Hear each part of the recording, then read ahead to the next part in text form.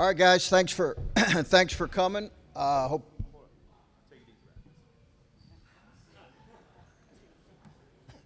we want more mics up here, huh? Yeah. Okay. All right. You just tell me when you're ready here. All right. We good? We good? Everybody good?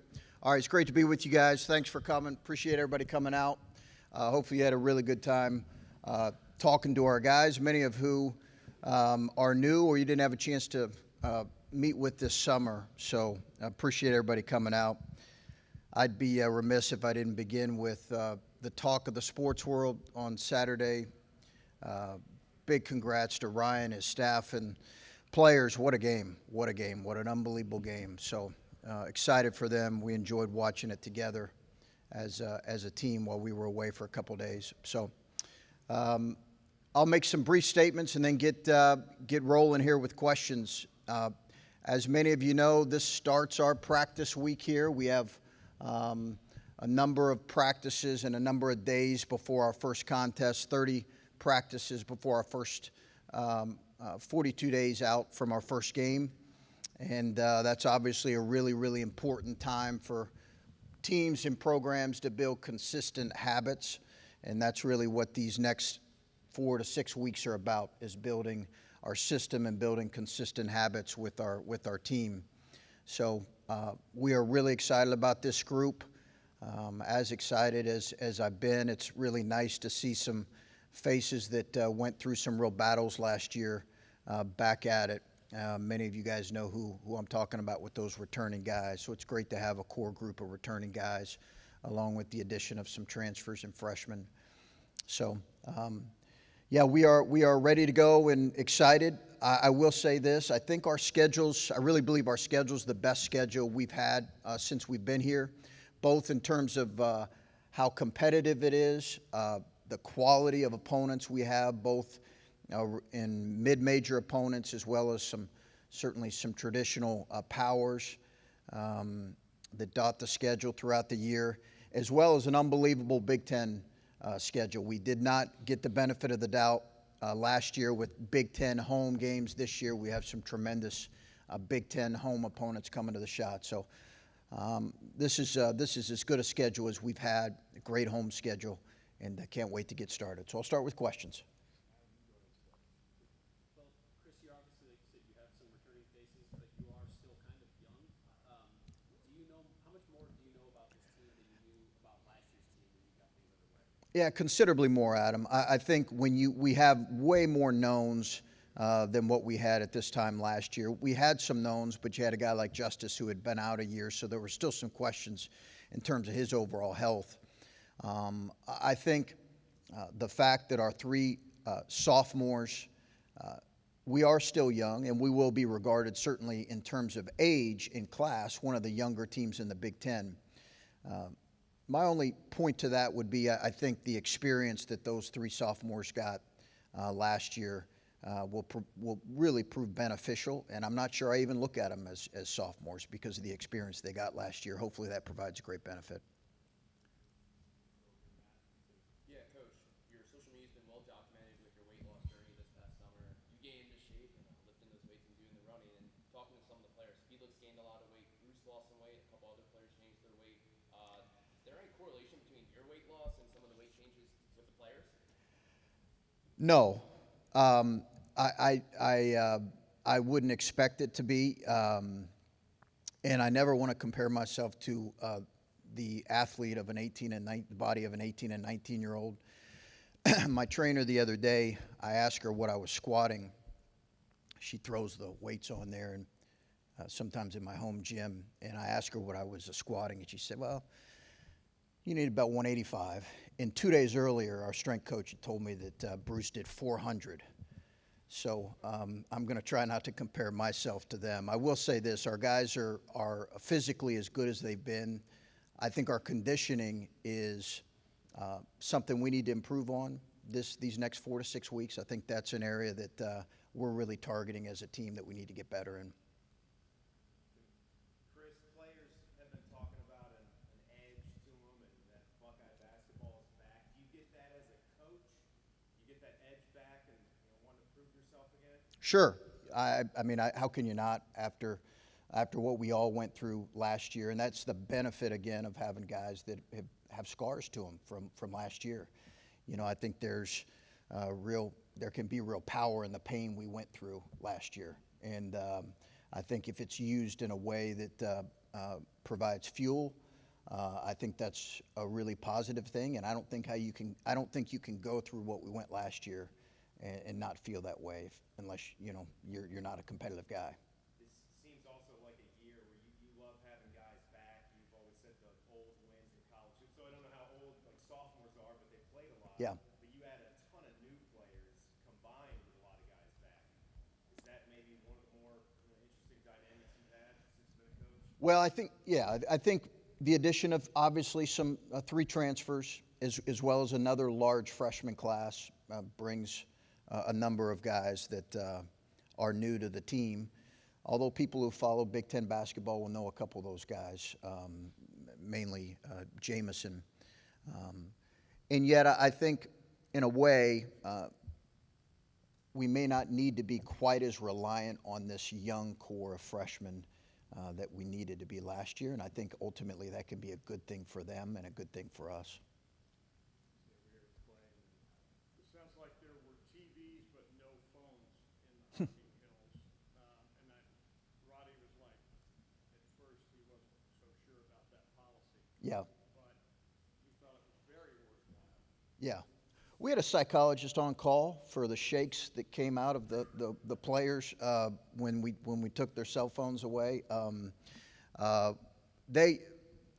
think they, at the end of the day, appreciated the fact that they were doing something that maybe was a little bit challenging for them and a little bit outside their comfort zone. But it was not, we were not asking for them to part from their phone for a week.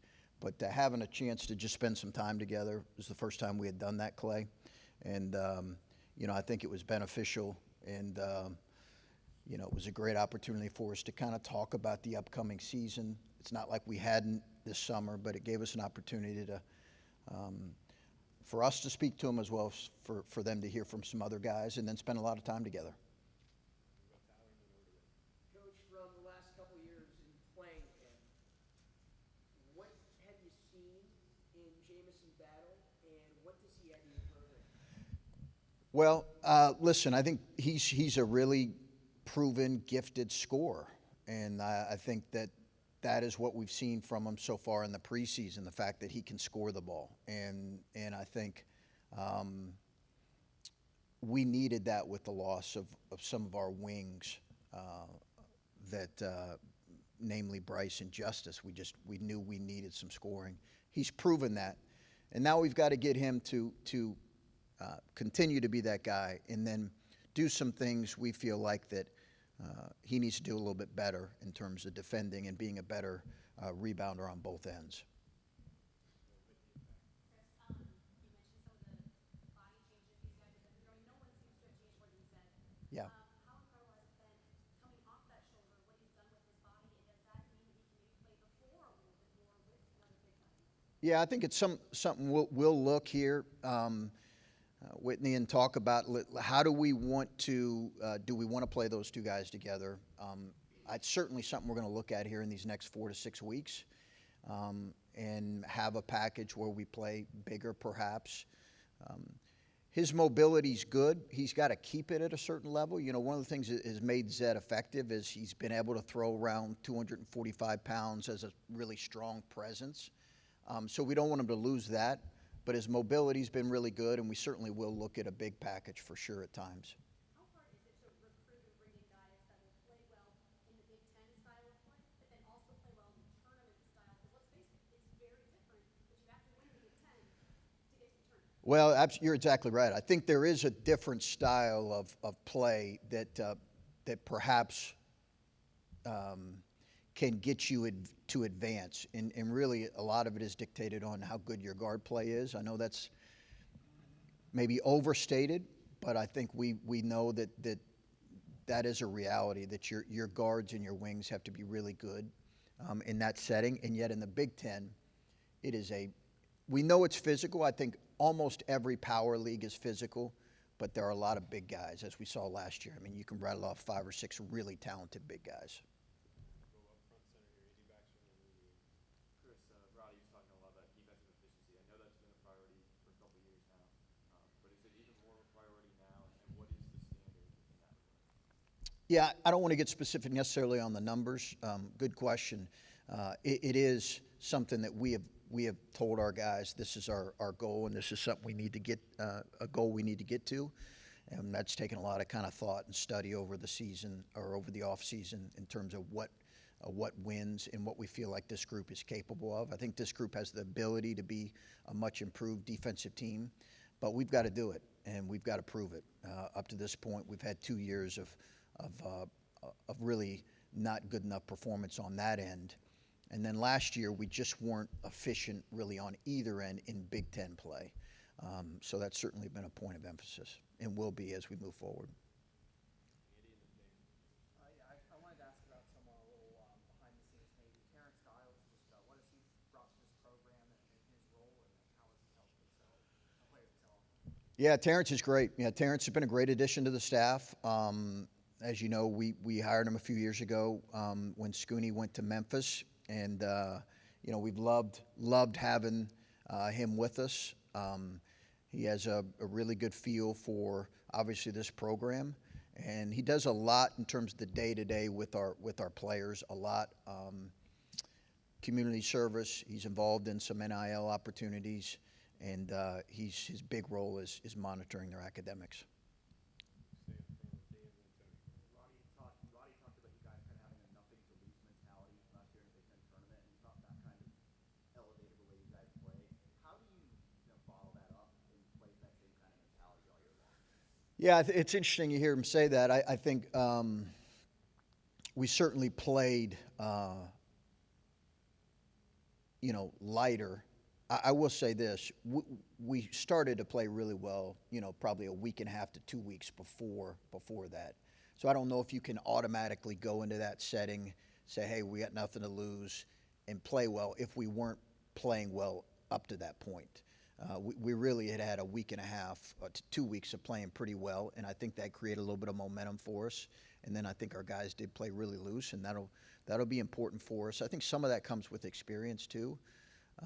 Guys have been through moments, and they're going to know a little bit more what to expect this year than maybe what they did last year. And some of the guys talked about how Brandon Bailey and his NBA experience, they've been able to draw from that. What does he bring in that regard? I think he's just got a deep knowledge of defense, and that's ultimately why I hired him. He's been helping with doing some things defensively, either coordinating defense or playing a major role in defense for a number of years now in the NBA. I mean, a number of years. We're talking about he was 12 years with Boston. He was 2 years with Detroit.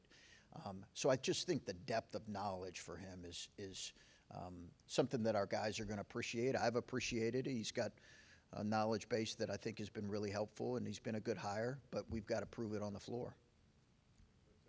Chris, how much ownership have you seen the sophomores take of this team? How much ownership do they need to take of this team? Well, they need to take a big role.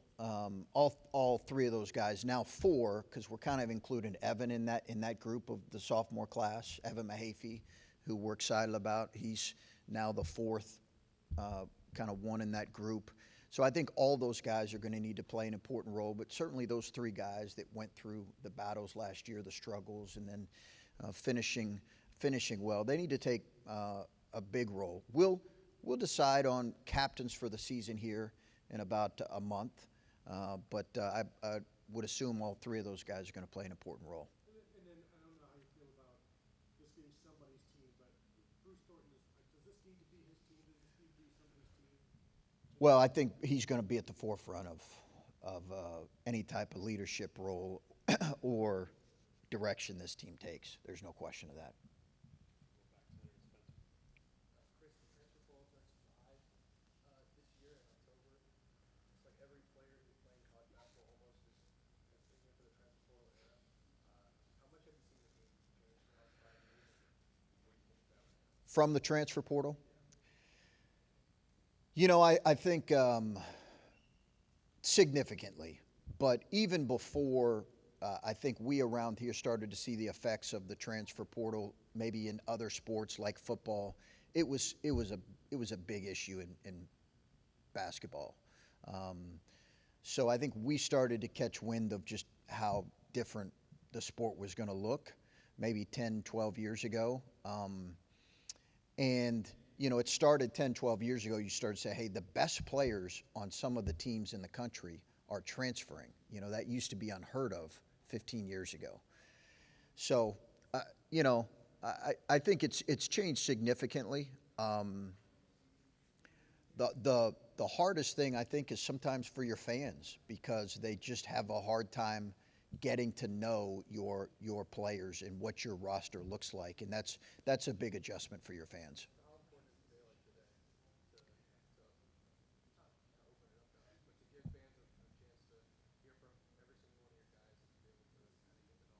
It's really important, and that's why, you know, I thank you, I appreciate you guys. It's a great turnout. We appreciate you guys coming out. We love having you guys cover our program, and I think it's great for them. You get to see them in terms of their personality and what they're like. And again, a lot of these guys, it's the first time you had a chance to talk to them, I think, at length. So, you know, it's great and it's important. I'm glad you guys came out. Ohio State men's basketball celebrates 125 years this season. What has it been like for you to be a part of a program with so much stature like Ohio State? Oh, it's been incredible. It's been an incredible place to be at, to coach, to learn the history and the lineage of a program that is this proud and has tremendous history and tremendous following and tremendous passion behind it. I'm excited about celebrating this year and what all that represents and all the guys that came before us. We talk about that. Probably our guys get tired of us talking about how much they are representing something bigger than themselves and the teams they're representing that came before them. Absolutely an incredible honor. Hi, Steve. Bruce Thornton, going from year one to year two. Yeah. He was one of the dominant players in the Big Ten tournament, made the all-tournament team. You know, you guys didn't make the championship game. Just what is it going to take for him to play at that level and to be that consistent over the course of the season to lead your team, I guess? Yeah, I think Steve, just the confidence that he gained from the last really month and a half of the season, because as you know, you were with us every day, Steve, at all of our games. You started to see him turn the corner after that really difficult stretch he had in his freshman year. So it was well before the Big Ten tournament. Just the Big Ten tournament, we were winning, and he was playing really well. I think I expect him to make a real positive jump, and I think it's going to be a lot to ask of him. But I expect him to build upon what he was able to do last year. And that's not to say he's a sophomore. He's going to go through some ups and downs, but he's better. We've seen that here this summer. He's gotten really good work in. I think he's in the best shape he's been in since he's been here, and that'll be important for him because he's going to play a good amount of minutes. Four freshmen, just what have you learned about him in the last couple of months working with him, and how do you see him fitting in individually, I guess? Yeah, really excited about the four guys. You know, a couple of them have been out throughout the summer with some injuries and some ailments that quite honestly have set them back a little bit. But I'm excited to hopefully get them and get to work. I think all of them bring real strengths to our group. And, you know, we'll know here as we get into this thing in the next month kind of where they're at individually and how much they can help us. But I'm excited about all four of their futures. Chris, last year you said several times that the plan was never to have Bruce play 30, 35 minutes a game like he did. Now that he's been through kind of the ringer once, how much are you leaning into that this year, that he's going to play a lot, but not out of necessity, but because he makes things happen. He's the face of the program, like you said. Yeah. Well, you know, we started to play through him more last year, and I think that's when we became a more efficient offense, when we played through him more.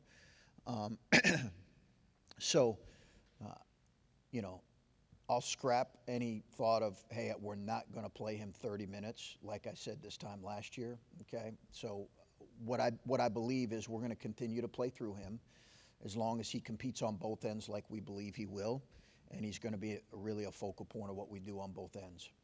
Zed and Felix and Austin, do you think this is the most depth that you've had below the basket since you got here? Yeah, I think Austin's got a learning curve as a big guy. He's got to continue to grow and learn, but having both of those guys, Felix with a year under his belt and Zed fully healthy, provides depth at the 5, which will be really important for us. How healthy do you start preseason? You know, we have a few guys that are out with various things. Nothing significant right now, Adam, but I'll be honest with you, there have been some guys that have missed some time. I don't want to get into specifics, that have just limited their ability to get better at the level we hoped in the summer. But all in all, I would say our health is pretty good, but I would love for it to be perfect here as we head into this week. You mentioned Felix a moment ago, and he looks like he has put on a little bit of weight, gotten a little bit stronger. So much of his role was predicated on defense last year. Offensively, what kind of expectation do you have for him to take a step at that end of the court? You know, I think there can be a step taken for sure. There's no question. I think he's improved in some areas. He showed it, some glimpses last year, to being able to score on both blocks. For sure. I just think it's, for him, it's continual steps in terms of improving his overall skill. I think at the end of the day, we know how he impacts things and how he's going to need to impact things, and it's going to begin defense and rebounding. But there's no question offensively, he's gotten better, and I think will continue to. And then just big picture, but after a year like you had, what constitutes, in your mind, as a senior, what constitutes a good season? Listen, I'm really excited about the potential of this group. I think maybe ask me again here once we have some time to spend on a day-to-day basis with our guys. But I'm really excited about what this group can grow into and be, Adam. And I think health's always an important part of that, but there's a lot of guys that I think have the ability to take steps as players, and I think if our team takes steps in terms of those areas we've identified we have to improve in, I'm excited about what this group can be. All right, thanks, guys. Thanks so much for coming out.